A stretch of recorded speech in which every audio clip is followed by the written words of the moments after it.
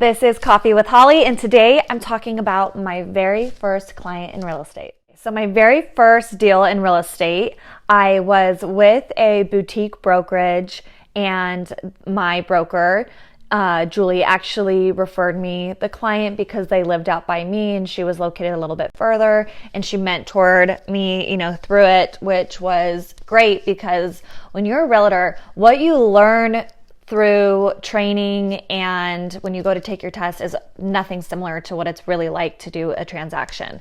So, I was showing them houses that, I learned pretty quickly. And it's funny, there was actually a house that they didn't want to see, but we had a break in between appointments and we were going to go get lunch, but I'm like, let's just go look at it. It's in your price range. It's in the area you like. The photos were terrible of it, but I'm like, let's go look at it in person. So they're like, okay, we went and go look at it in person. First of all, it did need some work on the inside. It not necessarily like it wasn't livable. It was just very outdated, like pink toilet outdated, but it was also a lot better than the photos, because in the photos, all the furniture was still in there. The family had still been living in there, and they were a quite older couple. And so it was just very like 70s inside. But it showed a lot better in person than it did in the photos. They actually ended up liking it. They could, see their vision. They were able to see past, some of the things that they would need to get done. And we wrote an offer and we got it accepted. And they have done so much work to it. It's absolutely gorgeous now.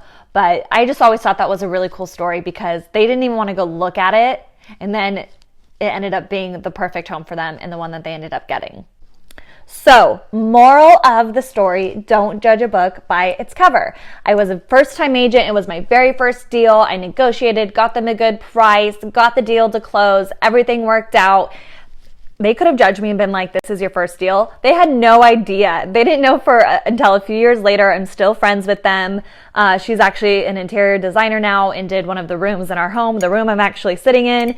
And so they didn't judge me. They didn't even know. And secondly, if they would have judged that home by the photos on the MLS, because yes, some agents don't take professional photos or get the home staged or do what they need to do to show the home properly. If they would have judged this book by its cover, they would have definitely not even stepped foot. But they took my advice and we went and looked at it. And now they're happy homeowners and they love their home and they love me. So it all worked out. So moral of the story, don't judge a book by its cover.